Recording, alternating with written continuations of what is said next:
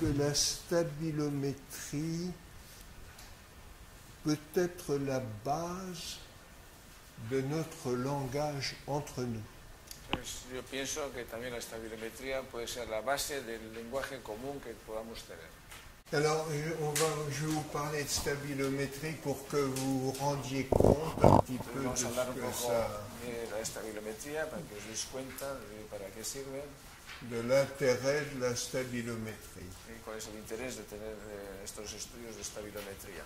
Que les thérapeutes n'ont pas besoin de la plateforme de stabilométrie pour traiter. Quiere decir que para tratar no necesitamos una plataforma de estabilometría. On ne traite pas un malade en le mettant sur une machine, Entonces, no tratamos a un paciente cuando le ponemos en una máquina, voilà, mais on traite un malade en le prenant dans ses mains. sino que tratamos al paciente cuando le cogemos con nuestras manos. Voilà. C'est une très jolie formule d'ailleurs que j'ai empruntée à Dolto, hein, le mari de Françoise. Le corps entre les mains. C'est un livre qu'il a a écrit. Dolto, que es el marido de Françoise Dolto, que es una psicoanalista francesa muy, Voilà. que Le habla el corps cuerpo entre las manos. entre les mains. Bon, voilà.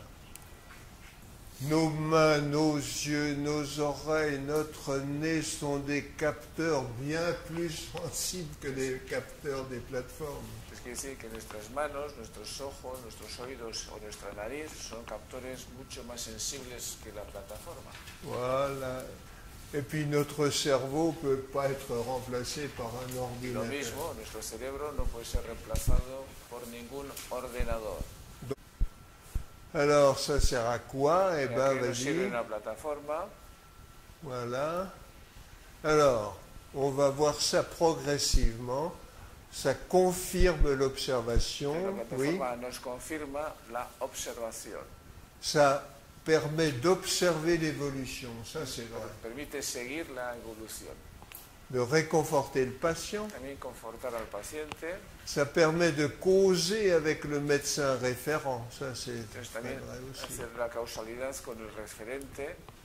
Et puis, organiser notre Y langage. también organizar Entre nuestro nous. lenguaje entre nosotros.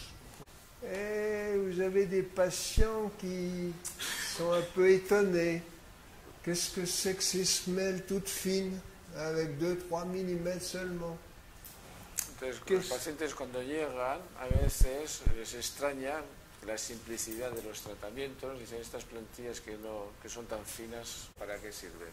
Ou bien ils sont étonnés parce qu'on les envoie chez le dentiste, chez l'ophtalmo, chez le podologue. También se Oh là pueden là. extrañar de que van a un Ya. especialista y este les manda a otro especialista. Donc il est important de lui montrer que nous savons des choses et la stabilométrie permet de le faire. Entonces, esto nos permite demostrarle que sabemos cosas gracias a la estabilometría. Donc je vous donne quelques exemples. Entonces ponemos algunos ejemplos. Si par hasard vous avez ce tracé-là sur Encontráis en la l'intercorrélation, intercorrelación, encontráis este trazado, vous pouvez avec certitude lui dire qu'il a des angoisses. entonces podéis confirmar que tiene estados de angustia. Alors, mais comment vous savez ça? Entonces los pacientes contestarán, ¿y que usted cómo lo sabe? Eh bien, regardez, c'est écrit là. Porque está escrito aquí. Voilà, l'intercorrélation, quand elle est pareillement sinusoïdale, là, il y a La vraiment un problème intercorrelación d'angoisse. aparecen unas sinusoides simétricas. Esto corresponde a estados de angustia. Ou bien vous pouvez lui dire, dites donc, mais vous avez un rachis qui est drôlement raide, avant même de l'avoir examiné. Entonces, antes de examinarle, incluso le puedes decir que su raquis está muy rígido. Et comment vous voyez ça, docteur? ¿Y cómo lo ve usted? Ben regardez, c'est ça. Pues está aquí en este pico, es lo que nos confirma. Voilà, ce pic dans les fréquences qui correspondent à la ventilation, ça montre qu'il y a quelque chose d'anormal à ce niveau. Entonces, esta frecuencia corresponde a la respiración y nos dice que hay algo anormal ahí. 0,2 Hz, c'est Zéro. la cadence, la fréquence des mouvements respiratoires. En la cadencia del movimiento respiratorio. Ou bien vous pouvez lui montrer comment il est sans lunettes et avec lunettes. Regardez. Miren aquí, le podéis demostrar la comparación entre con gafas y sin gafas. Regardez, quand vous avez vos lunettes, vous avez une surface de 999 mm carrés énorme. De 200 a 900 milímetros cuadrados en su superficie, es decir, empeora.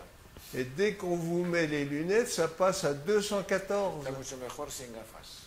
Donc vous voyez, le rapport est de beaucoup plus de 3. Hein. Entonces hay una diferencia mayor a 3.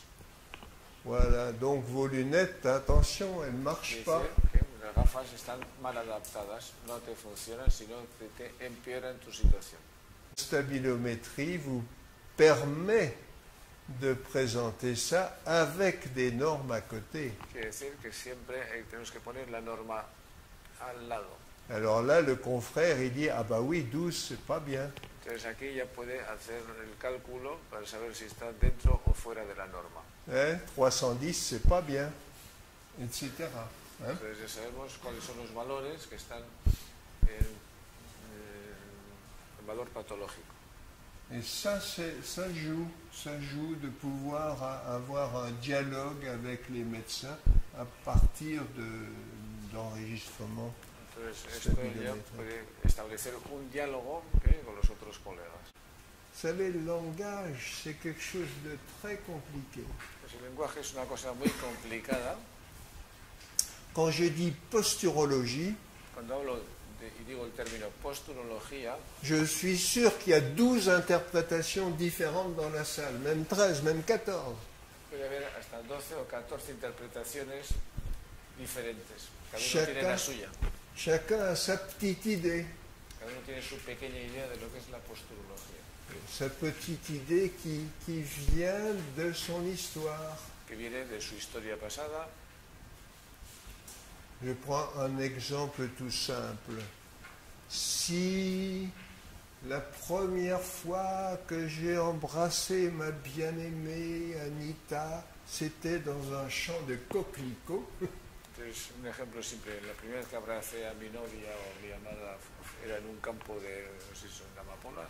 le mot coquelicot, quand je le rencontre après, il évoque quelque chose qui n'évoque pas un autre. Entonces, esa palabra o ese campo de amapolas evocará una cosa ya para siempre que, no es, que es diferente a lo que para otros significa el campo de amapolas.